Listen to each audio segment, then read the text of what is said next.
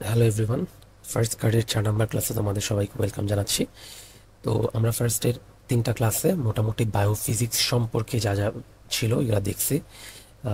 আর এখন থেকে আমরা বেসিক্যালি বায়োমলিকিউল সম্পর্কে জানবো।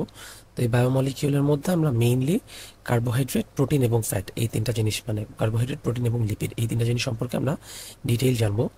তো আইটেম 4 এবং আইটেম 5, দুইটা আইটেমে আমরা হচ্ছে কার্বোহাইড্রেট সম্পর্কে জানবো। দুইটা আইটেমই বেশ ছোট, তো তোমাদের হচ্ছে দেখা যায় যে কলেজগুলোতে একসাথে হচ্ছে আইটেম 4 এবং 5 একসাথে নিয়ে নেয়, আর দুইটা আইটেমের টপিক মোটামুটি সেম। তো চলো আমরা দেখি আইটেম 4-এ কী কী টপিক আমরা কভার করব। প্রথমে আমাদের দেখতে হবে হচ্ছে কার্বোহাইড্রেট কি, কার্বোহাইড্রেটের definition, classification, source, importance and general properties. বায়োকেমিস্ট্রিতে যে কোনো কিছু পড়তে গেলে আমরা মোটামুটি এই কয়টা জিনিস আমাদের একেবারেই মানে মাস্ট টু নো টপিক, ঠিক আছে? এগুলো আমাদের জানতেই হবে। এই কয়টা টপিক ঘুরায় ফুরায় অ্যাটলিস্ট জিজ্ঞেস করবে, যদি ধরো তুমি কোনো কারণে তুমি প্রিপারেশন নিতে পারো নাই, তুমি পরীক্ষায় বসছো, তো অ্যাটলিস্ট এই জিনিসপত্রগুলো তোমার জানতে হবে যাতে তুমি পাশ করে আসতে পারো। মানে এগুলো পাশ করার মতন টপিক, পাশ করার জন্য এগুলো জানতে হবে অ্যাটলিস্ট সুপারফিশিয়ালি। আর যদি কোয়েশ্চেন যখন ডিপলি জিজ্ঞেস করবে, এর মধ্যে থেকেই জিজ্ঞেস করবে, বাট একটু ডিপভাবে জিজ্ঞেস করবে। এখন আমরা যাব হচ্ছে আমাদের ফার্স্টের টপিক, যেটা যে chemistry of carbohydrate. Chemistry of carbohydrate না, যে আমরা কার্বোহাইড্রেটের ডেফিনেশনটা দেখি। তো কার্বোহাইড্রেট কি জিনিস? কার্বোহাইড্রেট হলো কার্বোহাইড্রেট আচ্ছা, কার্বোহাইড্রেট হচ্ছে আমার basically aldehyde or ketone derivatives. Ketone derivatives কেমন? অ্যালডিহাইড অর কিটোন ডেরিভেটিভস কোত্থেকে পাবো? এটা এটা বেসিকলি পাবো হচ্ছে আমাদের পলিহাইড্রিক যে অ্যালকোহল আছে সেখান থেকে। পলিহাইড্রিক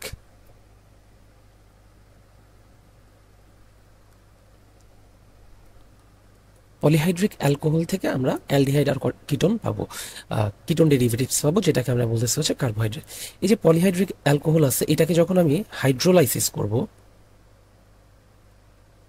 হাইড্রোলাইসিস মানে কি? হাইড্রোলাইসিস মানে হচ্ছে পানি বিয়োজন। অর্থাৎ আমরা এই পলিহাইড্রিক অ্যালকোহল থেকে যখন আমরা পানির অণু বের করে নিয়ে আসবো, তখন আমরা হচ্ছে বেসিক্যালি অ্যালডিহাইড এবং কিটোন ডেরিভেটিভটা পাবো, যাকে আমরা বলতেছি হচ্ছে কার্বোহাইড্রেট। তাহলে কার্বোহাইড্রেটের আরেকটা নাম হচ্ছে হাইড্রেটস অফ কার্বন, তাই না? তো কার্বোহাইড্রেটের ডেফিনেশনটা আমরা দিব হচ্ছে যে কার্বোহাইড্রেটস আর aldehyde or ketone derivatives of polyhydric alcohol, ঠিক আছে? আচ্ছা, এটা অনেক সময় জিজ্ঞেস করে যে পলিহাইড্রিক অ্যালকোহল থেকে কিভাবে পাবো। তখন তোমাদেরকে বলতে হবে যে পলিহাইড্রিক অ্যালকোহলকে যখন আমি হাইড্রোলাইসিস করব, তখন পানির অণু চলে যাওয়ার মাধ্যমে আমার হচ্ছে এই অ্যালডিহাইড এবং কিটোন ডেরিভেটিভটা আমি পাবো, ঠিক আছে? আচ্ছা, তো অ্যালডিহাইড আসলে আমরা কি, মানে অ্যালডিহাইড এবং কিটোনকে আমরা কার্বোনাইল গ্রুপ বলি, তাই না? তো অ্যালডিহাইডের জন্য আমরা হচ্ছে অ্যালডিহাইডের যে মূলকটা সেটা হচ্ছে সিএইচও, তাই না? ফাংশনাল গ্রুপটা হচ্ছে সিএইচও। আর কিটোনের জন্য কোনটা? সি ডাবল বন্ড ও, এভাবে লিখি, তাই না? এটা হচ্ছে আমাদের কিটোনের গ্রুপ, কেমন? আচ্ছা, তো এটা হচ্ছে আমাদের কার্বোহাইড্রেটের ডেফিনেশন। এখন আমরা একটু কার্বোহাইড্রেটের ফাংশন সম্পর্কে জানবো, যে একটা সেলে কার্বোহাইড্রেট কি কি কাজ করতেছে। কার্বোহাইড্রেট ফাংশন ইন সেল, সেলের ভিতরে কি কি ফাংশন করতেছে, ঠিক আছে? সেলের ভিতরে ফাংশন, কার্বোহাইড্রেটের অনেক কাজ করে সেলের ভিতরে, কার্বোহাইড্রেট অনেক অনেক কাজ করে। তো প্রথম যেটা, সেটা হচ্ছে আমার কার্বোহাইড্রেট হচ্ছে major source of energy, major source of energy, ঠিক আছে? কার্বোহাইড্রেট হলো আমার মেজর সোর্স অফ এনার্জি, সেলের মেজর সোর্সটাই হচ্ছে আমার কার্বোহাইড্রেট। তুমি হচ্ছে যদি 1 গ্রাম গ্লুকোজকে তুমি যদি হচ্ছে এনার্জিতে কনভার্ট করো, তুমি হচ্ছে অলমোস্ট 4 কিলো ক্যালোরি এনার্জি পাবা, ঠিক আছে? আচ্ছা, নেক্সট কি? সেটা হচ্ছে আমার যেই প্ল্যান্ট সেলগুলো আছে বা উদ্ভিদ কোষ, প্ল্যান্ট সেলের যেই স্ট্রাকচারাল কম্পোনেন্ট আছে, major structural component,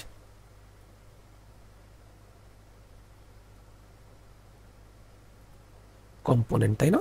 major structural component, এটা কি জিনিস? মেজর স্ট্রাকচারাল কম্পোনেন্ট আমরা জানি হচ্ছে সেল ওয়াল, তাই না?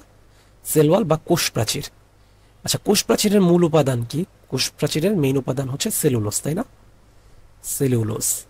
এই সেলুলোজ কি? সেলুলোজ হচ্ছে আমার কার্বোহাইড্রেট। ঠিক আছে। আচ্ছা, এরপর আমরা এই জিনিসটা জানি যে আমাদের আশপাশে যখন কোনো ডায়াবেটিক পেশেন্ট অনেক বেশি কন্ট্রোল করে ডায়াবেটিস, এবং ওই টাইমটা যেটা হয় যে যদি আমার বডিতে গ্লুকোজ লেভেলটা বা সুগার লেভেলটা যখন অনেক কমে আসে, তখন দেখা যায় যে পেশেন্টের মাথা ঘুরাইতেছে, এই হচ্ছে সেই হচ্ছে, তাই না? তো এই ক্ষেত্রে আমাদের ইমিডিয়েটলি এনার্জি পাওয়ার জন্য আমরা কি সাজেস্ট করি? আমরা বলি যে গ্লুকোজ খাওয়াইতে। তার মানে গ্লুকোজটা হচ্ছে, আমি বলতে পারি গ্লুকোজটা হচ্ছে আমার ইমিডিয়েট একটা এনার্জির সোর্স।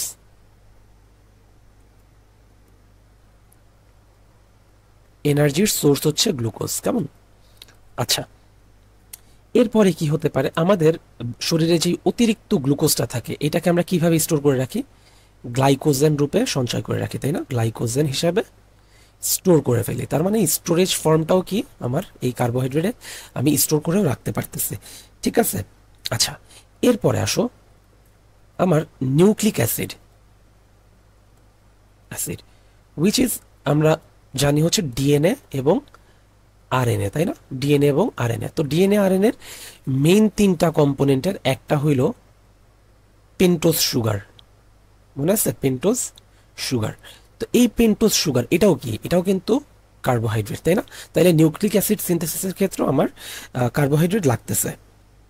আচ্ছা, আর আরেকটা হচ্ছে আমরা আমাদের সেল মেমব্রেন অর্থাৎ কোষঝিল্লি, এটা অলরেডি তোমরা ফিজিওলজিতে এতদিনে পড়ে ফেলছো যে সেল মেমব্রেনের আমরা মেইনলি জানি যে সেল মেমব্রেনটা হচ্ছে ফসফোলিপিড বাইলেয়ার দিয়ে তৈরি। আচ্ছা, এছাড়াও কিন্তু এর মাঝখানে আমার কি থাকে? এর মাঝখানে আমার হচ্ছে কিছু কার্বোহাইড্রেট জাতীয় পদার্থ থাকে। তার মানে সেল মেমব্রেনের মধ্যেও আমার কার্বোহাইড্রেট থাকে। শুধু সেল মেমব্রেন না, সেল মেমব্রেন ছাড়া আরও অনেক অর্গানেলেতেও কিন্তু আমরা কার্বোহাইড্রেট দেখতে পারছি। আর কি কি থাকতে পারে? আর হচ্ছে সেলের মধ্যে আমরা খুব কমনলি জানি কি পাওয়া যায়? Glycoprotein and glycolipid. আচ্ছা, এই যে গ্লাইকোপ্রোটিন এবং গ্লাইকোলিপিড, এগুলো কিন্তু খুব ইম্পর্টেন্ট আমার সেলের জন্য।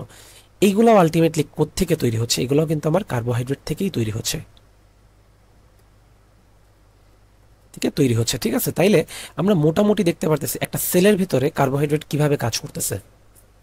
তার মানে আমরা দেখলাম যে এটা হচ্ছে আমার major source of energy.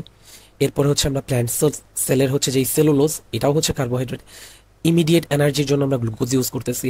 Store করে রাখতেছি হচ্ছে গ্লাইকোজেন, যেটা এখান থেকে আমার পরবর্তীতে যখন শক্তির দরকার, এই গ্লাইকোজেন ভেঙে গ্লুকোজে কনভার্ট হয়ে আমাকে এনার্জি দিচ্ছে। ঠিক আছে।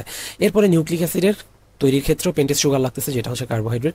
সেল মেমব্রেনে আসতেছে, অ্যান্ড গ্লাইকোপ্রোটিন গ্লাইকোলিপিডের মধ্যেও আলটিমেটলি কার্বোহাইড্রেট কিন্তু লাগতেছে। ঠিক আছে। এইবার আসো হচ্ছে আমাদের ক্লাসিফিকেশনে আসি।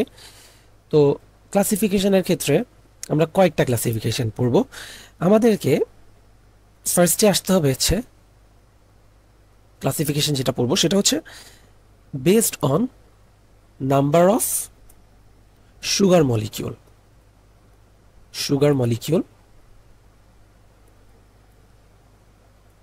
yield on hydrolysis. অর্থাৎ আমি যখন একটা কার্বোহাইড্রেটকে আমি হাইড্রোলাইসিস করতেছি, সো হাইড্রোলাইসিস করার পর আমি যেই কম্পোনেন্টটা পাচ্ছি বা যেই কার্বোহাইড্রেটটা পাচ্ছি, সেটা কতগুলো সুগার মলিকিউল দিয়ে তৈরি, সেটার উপর বেস করে আমরা একটা ক্লাসিফিকেশন করব। কি বললাম? আবার বলি যে আমি যখন একটা কার্বোহাইড্রেটকে আমি যখন হাইড্রোলাইসিস করতেছি, হাইড্রোলাইসিস করার পর অর্থাৎ পলিহাইড্রিক অ্যালকোহলটাকে যখন আমি হাইড্রোলাইসিস করতেছি, এটা হাইড্রোলাইসিস করার পর আমি যে কম্পোনেন্টটা পাচ্ছি, এটা কতগুলো সুগার মলিকিউল দিয়ে তৈরি, তার উপর বেস করে আমি একটা ক্লাসিফিকেশন করব। সো এইখানে আমরা মোটামুটি চারটা ভাগে আমরা ভাগ করতেছি।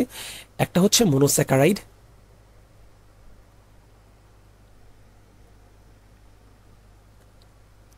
মনোস্যাকারাইড দেন হলো ডাইস্যাকারাইড,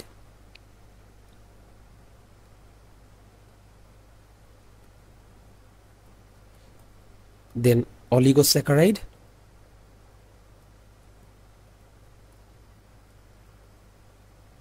তোমাদের হচ্ছে বোটানির যখন পড়ছো এইচএসসিতে, বোটানি চ্যাপ্টার 3 সেল কেমিস্ট্রির মধ্যে কিন্তু গ্লুকোজের এই ক্লাসিফিকেশনগুলো ছিল, অলিগোস্যাকারাইড, পলিস্যাকারাইড। এটা একদিক থেকে ভালো যে আমাদের শর্ট সিলেবাস থাকলো, আমাদের কিন্তু অ্যাডমিশনে ফুল সিলেবাস পড়া লাগছে। সো এই জিনিসপত্রগুলো তোমরা অলরেডি জানছো, সো তোমাদের জানার থাকার কারণে এখন কিন্তু এগুলা পড়তে তোমাদের জন্য অনেক ইজি হয়ে যাবে, তাই না? এবার আসো তাহলে মনোস্যাকারাইডের আমরা একটু কিছু এক্সাম্পল দিই। মনোস্যাকারাইডের মধ্যে কি আছে? Glucose, fructose, galactose. দেন ডাইস্যাকারাইডের মধ্যে আছে হচ্ছে সুক্রোজ, ল্যাকটোজ। কেমন? আচ্ছা, অলিগোস্যাকারাইডের জন্য র্যাফিনোজ, অ্যান্ড পলিস্যাকারাইডের জন্য হচ্ছে স্টার্চ, গ্লাইকোজেন, সেলুলোজ। এগুলো স্টার্চ, গ্লাইকোজেন, সেলুলোজ,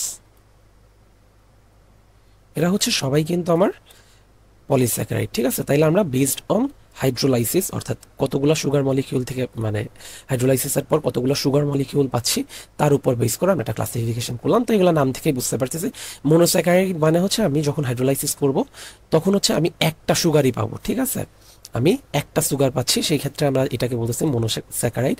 আমরা ডাইস্যাকারাইডে হচ্ছে 2 অণু বা 2 মলিকিউল সুগার পাচ্ছি, এই জন্য এটা ডাইস্যাকারাইড। অ্যান্ড অলিগোপলিতে বুঝতেই পারতেছে এখানে অসংখ্য পরিমাণ পাবো, এটা 3 থেকে 10টা, আর এখানে হচ্ছে 10-এর অধিক যদি হয় তাহলে তখন আমরা সেটাকে বলবো পলিস্যাকারাইড। ঠিক আছে, আচ্ছা এই হচ্ছে তাইলে আমার একটা ক্লাসিফিকেশন গেল। আচ্ছা, এবার আমাদের একটু মনোস্যাকারাইডের ক্লাসিফিকেশন আলাদা করে একটু পড়তে হবে। ঠিক আছে, এবার আসলে হচ্ছে মনোস্যাকারাইডের যে ক্লাসিফিকেশনটা কথা বললাম, তো মনোস্যাকারাইড জিনিসটা আসলে কি? মনোস্যাকারাইড, মনোস্যাকারাইড মানে হচ্ছে আমরা যেটা বললাম যে হাইড্রোলাইসিস করলে এক অণু সুগার পাবো, অর্থাৎ 1 মলিকিউল অফ সুগার পাবো। এখন এই যে সুগারটা পাচ্ছি এটা যদি 3টা কার্বন দিয়ে ফর্ম করে তখন সেটাকে আমরা বলবো হচ্ছে ট্রায়োস। ট্রায়োস, ঠিক আছে। যদি 4টা কার্বন দিয়ে ফর্ম করে সেটাকে আমরা বলবো হচ্ছে টেট্রোজ। 5টা হলে পেন্টোজ, পেন্টোজ। 6টা হলে হচ্ছে হেক্সোজ। 7টা কার্বন যদি থাকে তাহলে আমরা সেটাকে বলবো হচ্ছে হেপ্টোজ। কেমন? হেপ্টোজ। এই যে যেমন ধরো আমরা সব থেকে কমন যে এক্সাম্পলটা পড়ি, C6H12O6, তুমি যখন এটাকে হাইড্রোলাইসিস করতে যাবা তুমি এটাকে আর হাইড্রোলাইসিস করতে পারবা না, কারণ এখানে এক অণুই আলটিমেটলি বা 1 মলিকিউল হিসেবেই আমরা পাচ্ছি। তো এই যে আমরা যে মনোস্যাকারাইডটা পাচ্ছি এটাতে কার্বন কতগুলো আছে? 6টা আছে না? এই দেখো 6 কার্বন, এই জন্য এটাকে আমরা বলি হেক্সোজ। ঠিক আছে, এখন এই যে ট্রায়োস, টেট্রোস, পেন্টোজ, হেক্সোজ, হেপ্টোজ, আমরা কার্বোহাইড্রেটের শুরুতে পড়ছিলাম যে আমাদের কার্বোহাইড্রেটগুলো 2 ধরনের হতে পারে, একটা হচ্ছে অ্যালডিহাইড হতে পারে অথবা কিটোন। সো যদি অ্যালডিহাইড হয়, যদি আমার ফাংশনাল গ্রুপটা CHO হয়, এইটা হয়, তাইলে সেটাকে আমরা বলবো অ্যালডোজ। আর যদি এটা হয় তখন এটাকে আমরা বলবো কিটোজ। অ্যালডোজ আর কিটোজ। এখন এদের নামগুলো লাগবে। ট্রায়োজের মধ্যে কে কে আছে? ট্রায়োজের মধ্যে আছে গ্লিসারেলডিহাইড,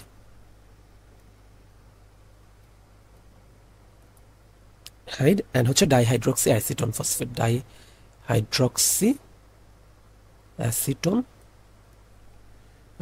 সরি ফসফেট না, ডাইহাইড্রক্সি অ্যাসিটোন। আচ্ছা, এটা আমরা ওই যে কলেজে থাকতে এটা নেমোনিক দিয়ে পড়তাম, গিডা 3। গিডা 3 মানে হচ্ছে গ্লিসারেলডিহাইড এন্ড হচ্ছে ডাইহাইড্রক্সি অ্যাসিটোন। ঠিক আছে, আচ্ছা টেট্রোজের নামের মধ্যে এরিথ্রো ওয়ার্ডটা পাবা, একটা হচ্ছে এরিথ্রোজ, টেট্রোজেরটা হচ্ছে এরিথ্রোনোজ।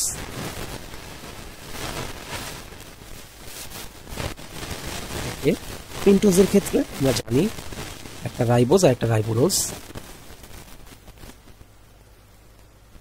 হেক্সোজের ক্ষেত্রে কি? একটা গ্লুকোজ, অ্যালডোজটা হচ্ছে গ্লুকোজ, আর ফ্রুক্টোজটা হচ্ছে কিটোজ। ফ্রুক্টোজের আরেকটা নাম কি? Fruit sugar. ফ্রুট সুগার কেমন? আচ্ছা, আর হেপ্টোজের মধ্যে পাবো হচ্ছে গ্লুকোহেপ্টোজ আর হচ্ছে সেডোহেপ্টুলোজ। গ্লুকোহেপ্টোজ এবং সেডোহেপ্টুলোজ। আচ্ছা, এইখান থেকে আমাদের এই মনোস্যাকারাইডের যে ক্লাসিফিকেশনটা আছে এটা আমাদের লাগবে, এটা ভাইভাতে জিজ্ঞেস করে ইনক্লুডিং এক্সাম্পল। বাট ভালো কথা হচ্ছে যে এগুলো আমরা এইচএসসি তে পড়ে আসছি, ভাইভার জন্য ইম্পর্টেন্ট। হ্যাঁ, এইচএসসি তে আমরা পড়ে আসছি এগুলো, ঠিক আছে। ওকে, এটা হচ্ছে আমার মনোস্যাকারাইডের ক্লাসিফিকেশনটা গেল। এরপরে আসে হচ্ছে ডাইস্যাকারাইড। কিছু নেই, পলিস্যাকারাইডকে আমরা দুইটা ভাগে ভাগ করি, ঠিক আছে। পলিস্যাকারাইডকে আমরা দুইটা ভাগে ভাগ করি, একটা হলো হোমোপলিস্যাকারাইড, পলিস্যাকারাইড, আর একটা হলো হেটারোপলিস্যাকারাইড।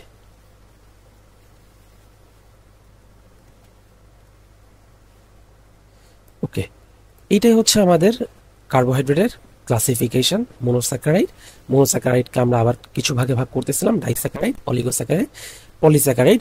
পলিস্যাকারাইডকে আবার দুইটা ভাগে, একটা হোমোপলিস্যাকারাইড আর একটা হচ্ছে হেটারোপলিস্যাকারাইড। তো এখানে নামেই বুঝতে পারতেছো, যদি আমার যেই সুগারগুলা দিয়ে পলিস্যাকারাইডটা তৈরি হচ্ছে, সুগারগুলা যদি সেম সুগার হয় তখন আমরা সেটাকে হোমো পলিস্যাকারাইড বলবো। আর সুগারগুলো যদি ডিফারেন্ট সুগারগুলা একসাথে হয়ে একটা পলিস্যাকারাইড ফর্ম করে তখন সেটাকে আমরা হেটারোপলিস্যাকারাইড বলবো, ঠিক আছে। এবার আসো হচ্ছে আমরা নেক্সট টপিকে আসি, আমাদের কার্বোহাইড্রেটের সোর্স অফ কার্বোহাইড্রেট। কার্বোহাইড্রেটের সোর্সের মধ্যে আমরা বেসিকলি হোল গ্রেইনস এর মধ্যে পাবো। এরপরে হচ্ছে ভেজিটেবল, মোটামুটি সব ভেজিটেবলে কার্বোহাইড্রেট পাওয়া যায়, ভেজিটেবলস এর মধ্যে পাওয়া যাবে, ফ্রুটের মধ্যে পাওয়া যাবে, bread, beans, milk, rice, potato, এগুলা কিন্তু খুব রিচ কার্বোহাইড্রেট সোর্স, ঠিক আছে। এরা হচ্ছে খুব রিচ কার্বোহাইড্রেট সোর্স, ঠিক আছে। এই হচ্ছে আমার কার্বোহাইড্রেটের সোর্স। ওকে, এইবার আমরা হচ্ছে কার্বোহাইড্রেটের প্রপার্টিজ সম্পর্কে জানবো, জেনারেল প্রপার্টিজ সম্পর্কে আমরা একটু জানবো। তো জেনারেল প্রপার্টিজ এর মধ্যে আমরা দুইটা প্রপার্টিজ সেপারেটলি পড়বো, একটা হলো ফিজিক্যাল প্রপার্টি,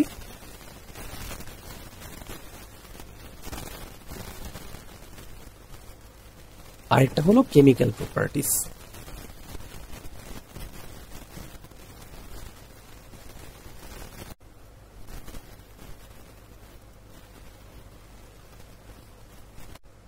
তো ফিজিক্যাল প্রপার্টিজ মানে কি? ফিজিক্যাল প্রপার্টিজ এর বাংলা হচ্ছে ভৌত ধর্ম, তাই না? ভৌত ধর্ম অর্থাৎ এটা আমরা ফিজিক্যাল স্টেটে এটার কি কি বৈশিষ্ট্য পাচ্ছি সেইটা। তো এরা হচ্ছে এটা তুমি সুগারের সাথে মিলাই পড়তে পারো। সুগার মানে আমরা যে চিনিটা খাই সেটার সাথে, যেটা ওয়াটার সলিউবল হবে।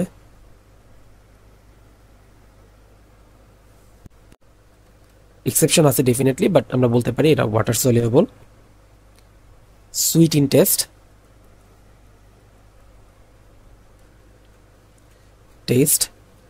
and optically active।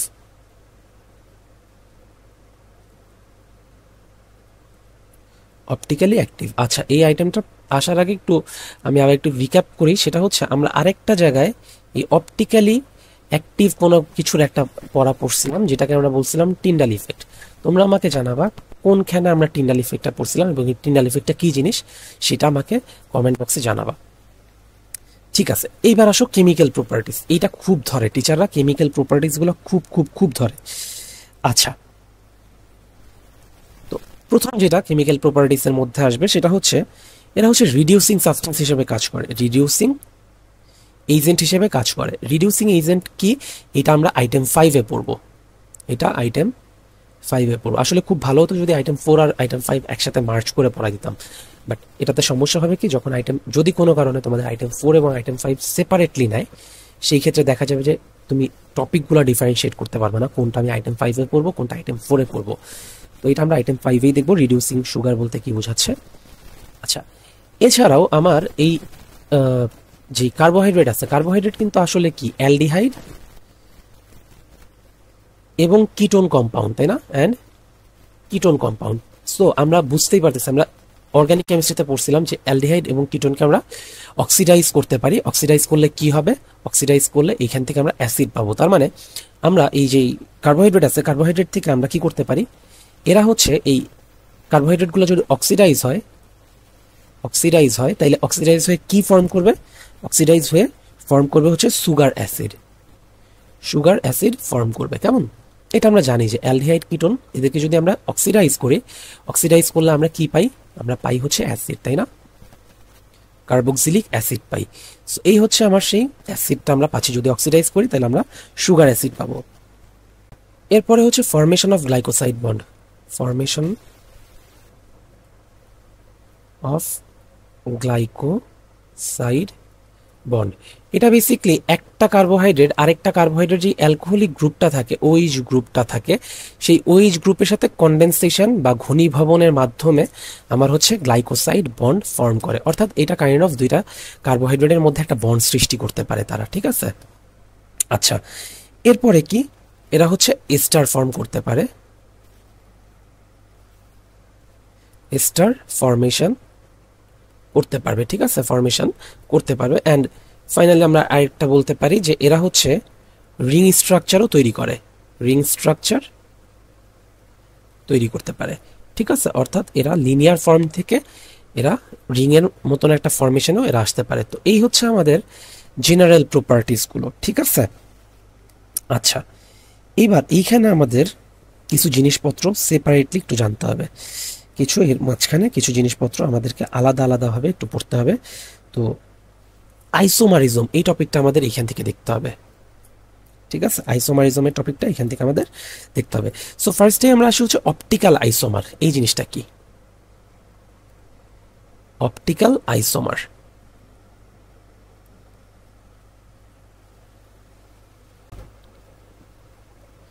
তো অপটিক্যাল আইসোমারে আসার আগে আমরা একটু অ্যাসিমেট্রিক কার্বন সম্পর্কে জানি। অ্যাসিমেট্রিক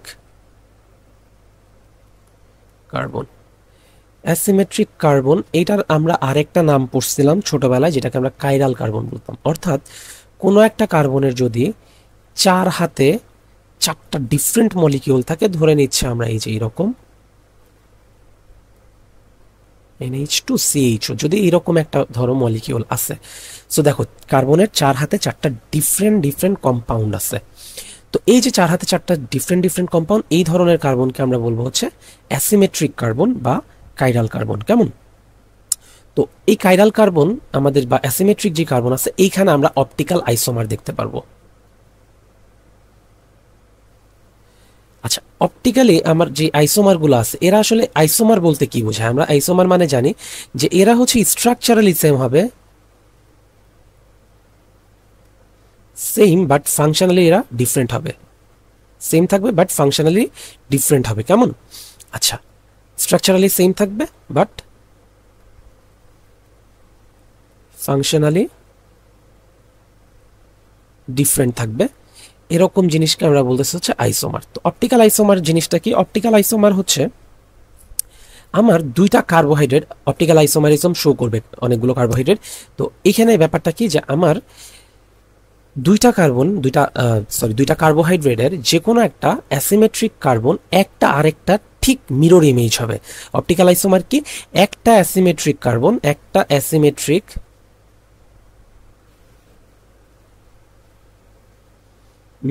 কার্বন একজন আরেকজনের মিরর ফর্ম করবে। কেমন? আচ্ছা, এটা আমি একটু এক্সপ্লেইন করতেছি, এটা জানি এখনো ক্লিয়ার হয় না এই জিনিসটা, আমি আরেকটু এক্সপ্লেইন করব, হোপফুলি ক্লিয়ার হয়ে যাবে। দেখো কি বললাম যে আমার অ্যাসিমেট্রিক কার্বন একজন আরেকজনের তোমার মিরর ইমেজ হচ্ছে, তাই তো? ধরে নেই আমরা ডি গ্লুকোজ এবং এল গ্লুকোজের ক্ষেত্রে বলবো, ডি গ্লুকোজ এবং এল গ্লুকোজ, এরা হচ্ছে অপটিক্যাল আইসোমারের একটা আদর্শ উদাহরণ, গ্লুকোজ। আচ্ছা, ঠিক আছে, আমি হচ্ছে এই স্ট্রাকচারটা লিখতেছিলাম, আমি এইটুকুন স্কিপ করছি। এখন দেখো এই যে আমার ডি গ্লুকোজ এবং এল গ্লুকোজ, এদের মধ্যে আমার অ্যাসিমেট্রিক কার্বনটাকে, এই যে কার্বনটা, এই কার্বনটা হচ্ছে আমার অ্যাসিমেট্রিক কার্বন, তাই না? কারণ কি, এক পাশে হাইড্রোজেন, এক পাশে হাইড্রোক্সিল, এক পাশে কার্বন, আর এক পাশে হচ্ছে CH2OH মূলকটা, তাই না? তো এই হচ্ছে আমার অ্যাসিমেট্রিক কার্বনটা, এখানে আমার অ্যাসিমেট্রিক কার্বন এটা। এখন এই অ্যাসিমেট্রিক যে কার্বনটা আছে, এই অ্যাসিমেট্রিক কার্বনের খেয়াল করে দেখো, এটা হচ্ছে আমার অ্যাসিমেট্রিক কার্বন, এই পাশে আমার অ্যাসিমেট্রিক কার্বনটা হলো এটা। তো এই অ্যাসিমেট্রিক কার্বন দুইটার একটু খেয়াল করে দেখো, আমার হাইড্রক্সিল গ্রুপটা ডি গ্লুকোজের ক্ষেত্রে কোন পাশে আছে? কার্বন চেনের ডান পাশে আছে। এল গ্লুকোজের ক্ষেত্রে হাইড্রক্সিল গ্রুপটা কোথায় আছে? বাম পাশে আছে। খেয়াল করছো এই যে এরা কিন্তু একজন আরেকজনের ঠিক মিরর ইমেজটা ফর্ম করছে। এদের ক্ষেত্রে হাইড্রক্সিলটা ডানে, এদের ক্ষেত্রে হাইড্রক্সিলটা বামে। সো এই যে ডানে এবং বামে হচ্ছে এই ধরনের ব্যাপারটাকে আমরা বলছি হচ্ছে অপটিক্যাল আইসোমারিজম। এখন অপটিক্যাল মানে হচ্ছে বেসিক্যালি আমাদের এই জিনিসটা কিসের সাথে রিলেটেড হবে? ডেফিনেটলি অপটিক্যাল মানে এখানে লাইটের কোনো ব্যাপার স্যাপার আসবে, রাইট?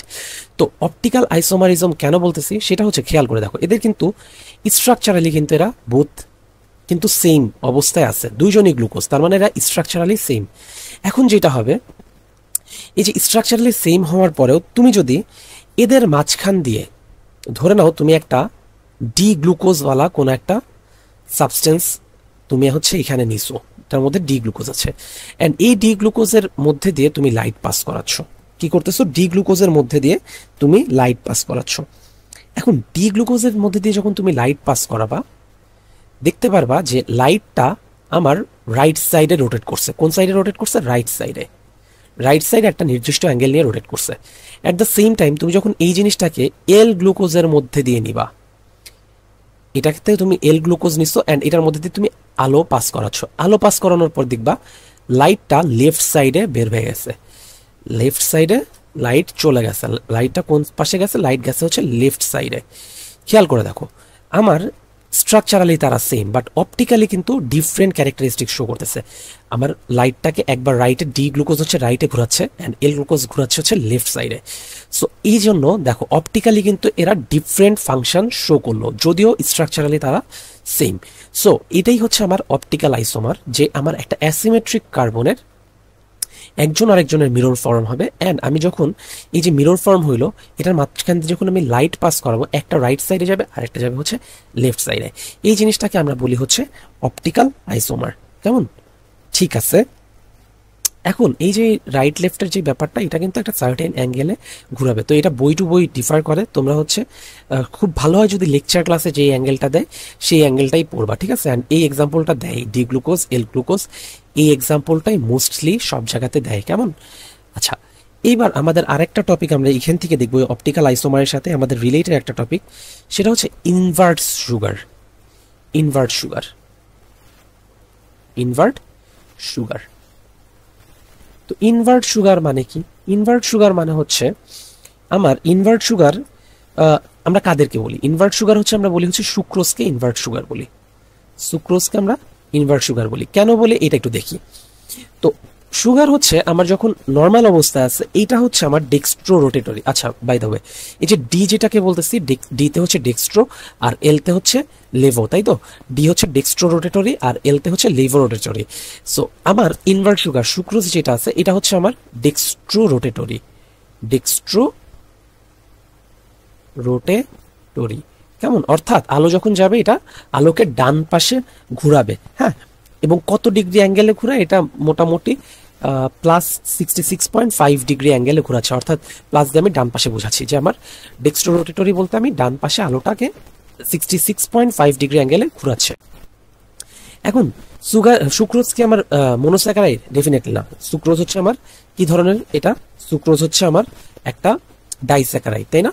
তো সুক্রোজকে যদি আমি ভেঙে ফেলি, ধরো আমি এই সুক্রোজটাকে কি করলাম, আমি এই সুক্রোজটাকে আমি হাইড্রোলাইসিস করলাম।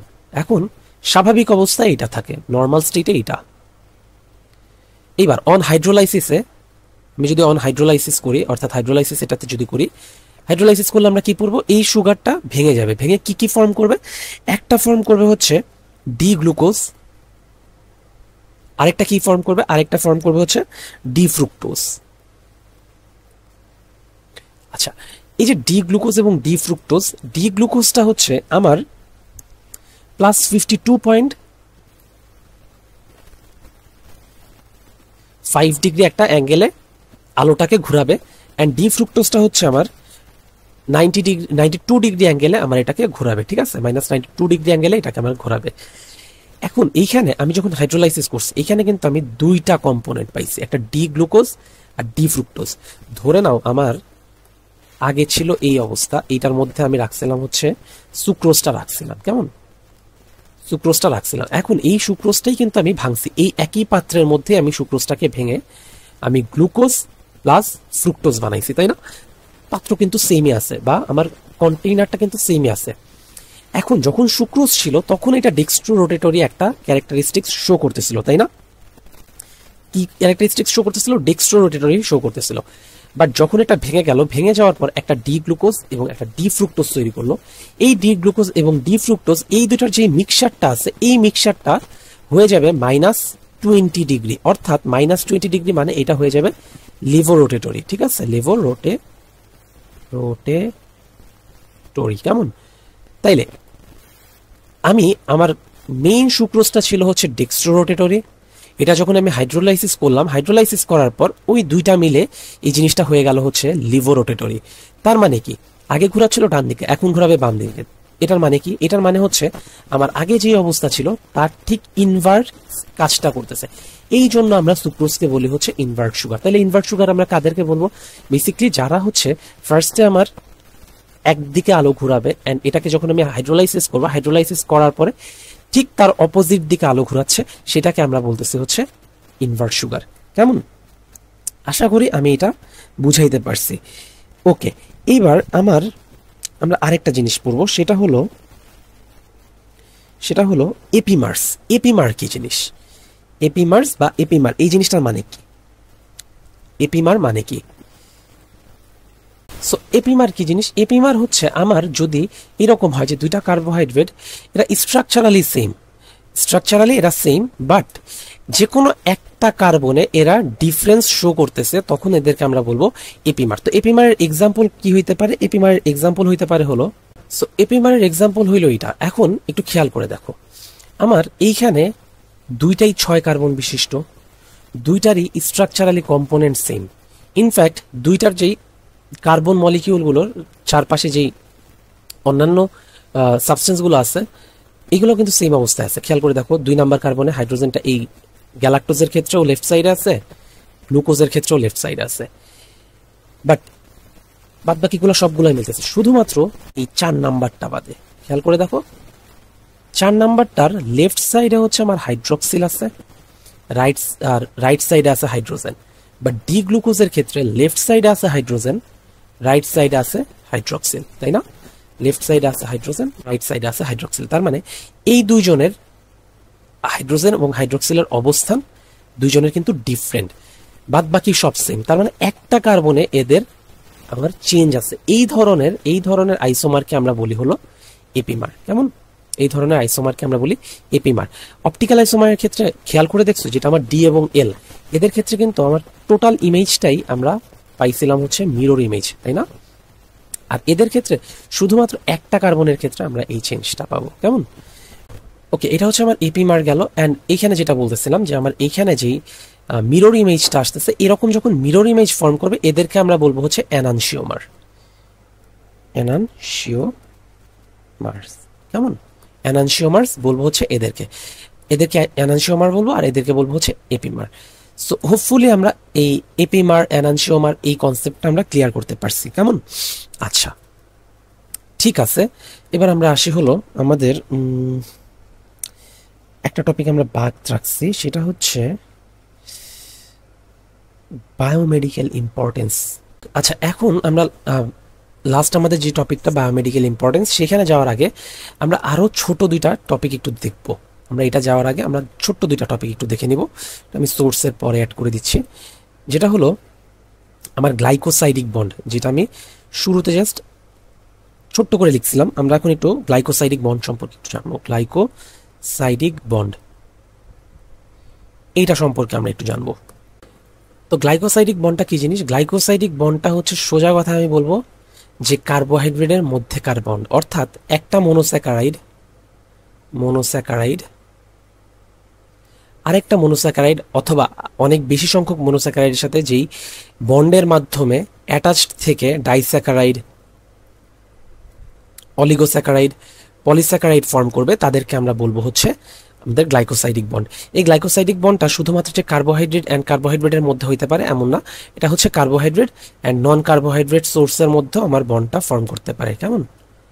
কার্বোহাইড্রেট সোর্সের সাথেও আমার এটা হচ্ছে গ্লাইকোসাইডিক বন্ডে একটা কার্বোহাইড্রেট অ্যাটাচ থাকতে পারে। ঠিক আছে, ওকে, এটা ছিল হচ্ছে আমাদের গ্লাইকোসাইডিক বন্ড।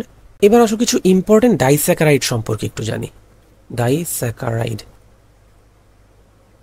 কিছু ইম্পর্টেন্ট ডাইস্যাকারাইড সম্পর্কে একটু জানি। সব থেকে ইম্পর্টেন্ট যেটা সেটা হচ্ছে সুক্রোজ। এটা আমরা জানি সুক্রোজ হচ্ছে কি কি দিয়ে ফর্ম হয়। সুক্রোজ যেহেতু ডাইস্যাকারাইড, তো এটা দুইটা কম্পোনেন্ট দিয়ে ফর্ম হবে। এটা অলরেডি আমরা দেখছি যে গ্লুকোজ, এক অণু গ্লুকোজ প্লাস এক অণু ফ্রুক্টোজ মিলে আমার হচ্ছে কি ফর্ম করবে? সুগার ফর্ম করবে। এর সোর্স কি হইতে পারে? এটা হচ্ছে আমরা নর্মাল যেই খাবার চিনিটা খাই সেটা হচ্ছে আমাদের সুক্রোজের ফর্ম, তাই না? বা সুক্রোজের সোর্স। ঠিক আছে, এছাড়াও আমরা সুগার কেনের মধ্যে পাইতে পারি, সুগার বিটসের মধ্যে পাইতে পারি, হানি খাই তার মধ্যে পাই, অর্থাৎ মধুর মধ্যে পাওয়া যেতে পারে। ঠিক আছে, আচ্ছা, এরপরে কি আছে? এরপরে আমরা আসতে পারি ল্যাকটোজে। ল্যাকটোজ খুব ইম্পর্টেন্ট একটা ডাইস্যাকারাইড। ল্যাকটোজ, ল্যাকটোজ কি কি দিয়ে ফর্ম করে? ল্যাকটোজ হচ্ছে বেসিক্যালি আপনার গ্লুকোজ এবং গ্যালাক্টোজ দিয়ে, গ্লুকোজ প্লাস গ্যালাক্টোজ দিয়ে আমার এটা আসবে, ল্যাকটোজ ফর্ম করবে। ঠিক আছে, তো ল্যাকটোজের প্রাইমারি সোর্স কি বা মেইন সোর্স কি? এটা হচ্ছে মিল্ক, তাই না? মিল্ক হচ্ছে আমার ল্যাকটোজের মেইন সোর্স। এখন অনেকেই আছে যারা হচ্ছে এই ল্যাকটোজ আমাদের বা এই মিল্ক জাতীয় প্রোডাক্ট হজম করতে পারে না, অর্থাৎ মিল্ক জাতীয় প্রোডাক্ট বা যে ডেইরি ফুডগুলো আছে এগুলো খাওয়ার পরে দেখা যায় যে তাদের হচ্ছে ডায়রিয়া হয় বা অন্যান্য প্রবলেম হইতে পারে। এই ধরনের সমস্যাকে আমরা কি বলি? Lactose intolerance. ঠিক আছে, ল্যাকটোজ ইনটলারেন্স, তার মানে এই ল্যাকটোজ হচ্ছে মিল্কের সাথে রিলেটেড, এটা আমরা বুঝতে পারলাম। আচ্ছা, নেক্সট আসি হচ্ছে আমার ম্যালটোজ। ম্যালটোজ কিসের কিসের ফর্ম? ম্যালটোজ হচ্ছে আমার গ্লুকোজ প্লাস গ্লুকোজ মিলে ম্যালটোজ ফর্ম করে। গ্লুকোজ এবং গ্লুকোজ মিলে কি ফর্ম করে? ম্যালটোজ ফর্ম করে। আচ্ছা, এই হচ্ছে আমার কিছু ইম্পর্টেন্ট ডাইস্যাকারাইড। এর মাঝখান থেকে তোমাদের একটা হোমওয়ার্ক দিই, সেটা হলো হোমওয়ার্ক হচ্ছে ডাইস্যাকারাইডস গুলোর যে রিং স্ট্রাকচার আছে, রিং স্ট্রাকচার এগুলো একটু শিখে ফেলবা বা এগুলো হচ্ছে একটু লিখে গ্রুপে সাবমিট করবা। কেমন? রিং স্ট্রাকচারগুলো, ঠিক আছে, এগুলো বইয়ে পাবা। আমাদের last topic, biomedical importance of carbohydrate. Okay, so কিছু ইম্পর্টেন্ট আমরা অলরেডি পড়ে ফেলছি। আমরা সেলের মধ্যেকার ইম্পর্টেন্সগুলো পড়ছি। কীরকম ছিল? ফার্স্টে আমরা পড়ছিলাম যে গ্লুকোজ, যেটা পড়ছিলাম মনে আছে? গ্লুকোজের মধ্যে আমরা অনেকগুলো পড়ছিলাম। গ্লুকোজ হচ্ছে আমার main energy source, main energy source বা ইমিডিয়েট এনার্জি সোর্স। মেইন না লিখে আমি মেইনও লেখা যায়, main energy source, energy source. আমাদের ব্রেইন কিন্তু গ্লুকোজ ছাড়া আর কিছু ইউজ করতে পারে না। তার মানে ব্রেইনের মেইন ফুয়েলটা কি? ইউজুয়ালি ব্রেইনের মেইন ফুয়েল হিসাবে আমরা গ্লুকোজকে কনসিডার করব। কেমন?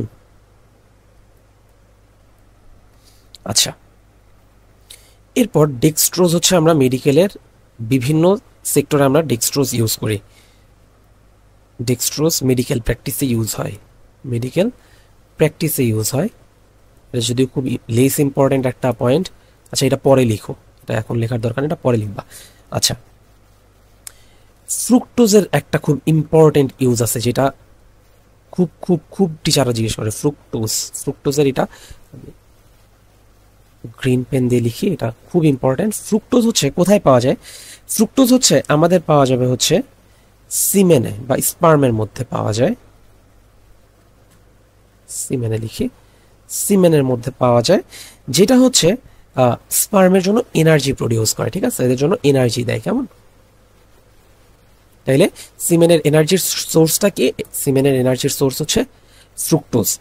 আচ্ছা, এরপর এই যে কার্বোহাইড্রেট মেটাবলিজমের সাথে বেশ কিছু ডিজিজ জড়িত, যেমন কি কি, ডায়াবেটিস মেলাইটাস, এটা ঠিক আছে, এটা একটা ইম্পর্টেন্ট ডিজিজ আমার, যেটা হচ্ছে তোমার কার্বোহাইড্রেট মেটাবলিজমের সাথে জড়িত।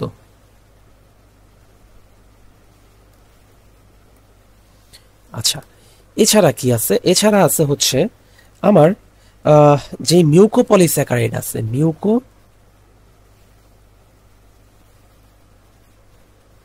মিউকোপলিস্যাকারাইড, এটার নাম হচ্ছে হায়ালুরনিক অ্যাসিড।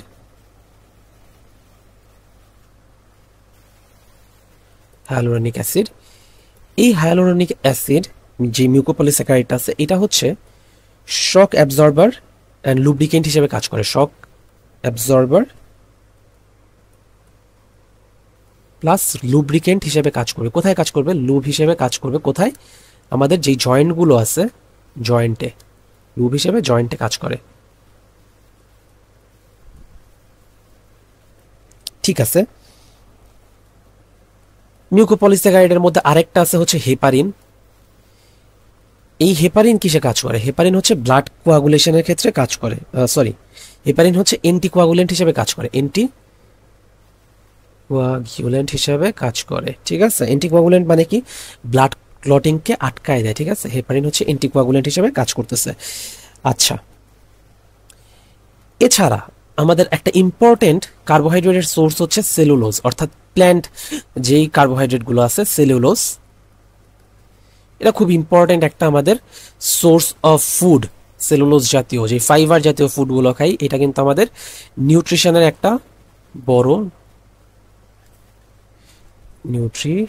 একটা বড় সোর্স, নিউট্রিশন সোর্স। হ্যাঁ, আচ্ছা, এখন এই যে সেলুলোজ জাতীয় খাবারগুলো খাচ্ছি, এটার কারণে কি হইতে পারে? এটার কারণে আমাদের ওবেসিটি কমে যাইতে পারে। ওবেসিটি কমতে পারে কিভাবে? কমতে পারে যে আমাদের দেখা যায় যে এইগুলাতে হচ্ছে খুব অল্প পরিমাণ ক্যালোরি থাকে। সো এইগুলা অল্প পরিমাণ ক্যালোরি থাকে, বাট আমাদের পেট হইতেছে খুব ইজিলি ভরে যায়, তাই না? তাহলে আমরা এই ফাইবার জাতীয় খাবারগুলো খাওয়ার কারণে যেটা হয়, আমাদের খিদা কম লাগলে আমরা কম খাওয়া দাওয়া করি।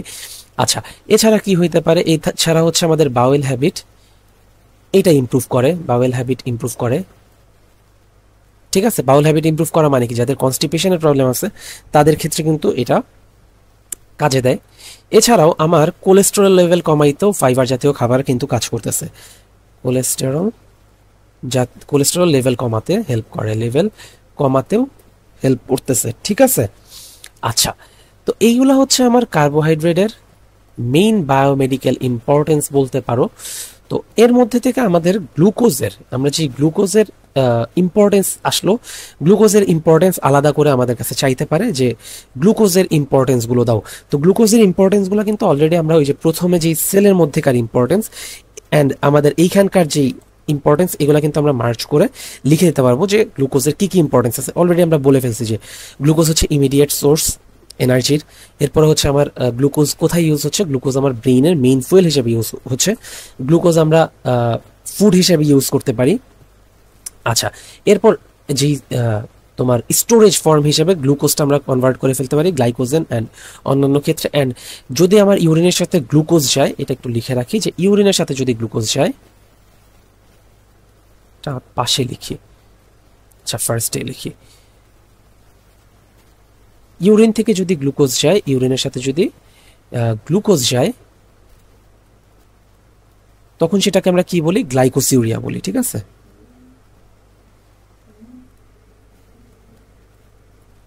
গ্লাইকোসিউরিয়া বলি, যেটা কখন পাওয়া যায়? গ্লাইকোসিউরিয়াটা বেসিক্যালি আমরা ডায়াবেটিস মেলাইটাসের ক্ষেত্রে পাওয়া যায়, ঠিক আছে। আচ্ছা,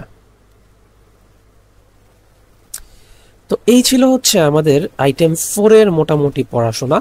আইটেম 5-এ আমরা এই আইটেমে যা যা পড়লাম, এই জিনিসপত্রগুলো নিয়ে আমরা আইটেম 5-এও পড়বো। আইটেম 5-এ একটু সেপারেট জিনিস পড়বো, যেমন এখানে আমরা কিন্তু ডাইস্যাকারাইড বা তোমার অলিগোস্যাকারাইড, পলিস্যাকারাইডের এদের ইম্পর্টেন্স কিন্তু আমরা এই আইটেমে পড়ি নাই।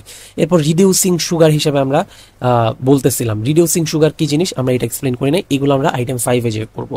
তো আইটেম 4 অ্যান্ড আইটেম 5 আমি তোমাদের বলবো যে একসাথে 2টা ভিডিও দেখে ফেলো, তো এটা তোমাদের জন্য হেল্পফুল হবে। আর আইটেম 4 রিলেটেড যদি তোমাদের কোনো ধরনের কোয়েশ্চেন থাকে, সেটা হচ্ছে আমাকে গ্রুপে জানাবা। অ্যান্ড সবার জন্য শুভকামনা। আল্লাহ হাফেজ।